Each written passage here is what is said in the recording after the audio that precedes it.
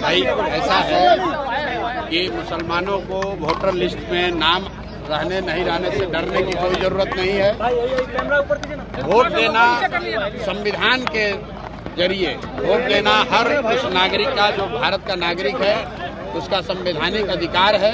मैं मुसलमानों से इतना ही कहूँगा, ये मुसलमान और हिंदू का मामला नहीं है। बिहार में हर वो गरीब जिसके पास पेपर शायद न हो, हर वो व्यक्ति 50 लाख से ज़्यादा बच्चे बिहार से बाहर मजदूरी करते हैं। उसमें सभी जाति, सभी धर्म के लोग हैं, सभी वर्ग के लोग हैं, इसलिए घबराने की जरूरत नहीं है। ऐसा होता है, ये एक तरह से भाजपा का षड्यंत्र है। वो कोशिश कर रहे हैं कि वो लोग जो भाजपा के खिलाफ वोट दे सकते हैं उनका नाम काटा जाए, लेकिन ये नाम काट नहीं पाएंगे। अगर आपको इलेक्शन कमीशन अभी आपका नाम काटने का धमकी दे रहा है या आपको डरा रहा है, तो आपको लगे रहना है। चुनाव आते आते सबका नाम शामिल होगा, जिसका नहीं होगा उसके लिए हम लोग लड़ाई लड़ेंगे, सारे दल वाले लड़ेंगे। इससे डरने की जरूरत नहीं है। आप डरिएगा तो सब कोई डराएगा। अपने हक के लिए आपको खड़ा होना है और वोट देना सबसे बड़ा अधिकार है। कोई आपका वो अधिकार छीन नहीं सकता है। एक बात समझ लीजिए कि चुनाव आयोग को नागरिकता तय करने की का उनको अधिकार नहीं है। सुप्रीम कोर्ट का ये गाइडलाइन है, सुप्रीम कोर्ट का जजमेंट है। चुनाव आयोग किसी की नागरिकता नहीं तय कर सकता है। चुनाव आयोग का काम वोटर लिस्ट बनाना है, वोटर लिस्ट के जरिए चुनाव कराना है। अगर चुनाव आयोग ये कह रहा है कि वोटर लिस्ट ठीक नहीं है, तो चुनाव आयोग को जवाब देना है कि भाई 1.5 वर्ष पहले इसी चुनाव आयोग से पार्लियामेंट का चुनाव हुआ है, मोदी जी इसी वोटर लिस्ट से चुनकर प्रधानमंत्री बने हैं। तो अगर वोटर लिस्ट खराब है, गलत है, तो मोदी जी क्या फिर से इस्तीफा देकर फिर से चुनाव लड़ेंगे?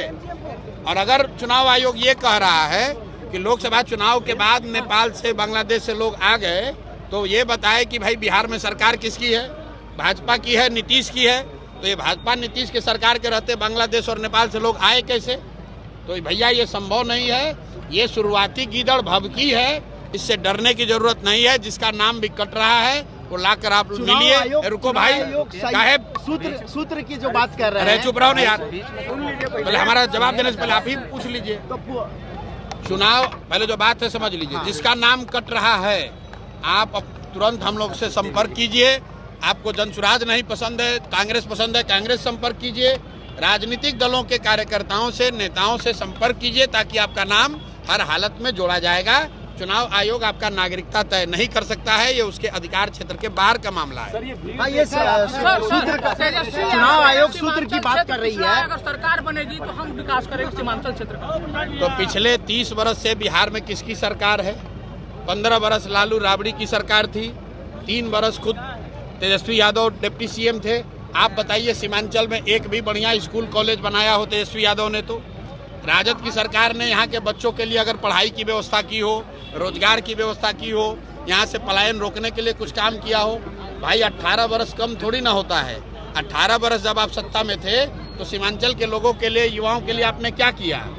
राजद वाले जो हैं ये मुसलमानों को अपना किरासन तेल समझते हैं, मुसलमानों को किरासन तेल समझते हैं। मुसलमान जो है वो उनके लालटेन में किरासन तेल बनकर जल रहा है, मुसलमानों के बच्चों का भविष्य जल रहा है, और रोशनी लालू यादव के घर पर हो रही है। मुसलमानों के घर में तो अंधकार फैला हुआ है। उनके बच्चे तो इस राज्य से बाहर जाकर 10-12 हजार रुपया के नौकरी के लिए, रोजगार के लिए धक्के खा रहे हैं, नरक का जिंदगी जी रहे हैं, और मुसलमानों का वोट लेकर अपना लालटेन जला रहे हैं और अपने घर में रोशनी कर रहे हैं। वो हैं तेजस्वी यादव, लालू यादव।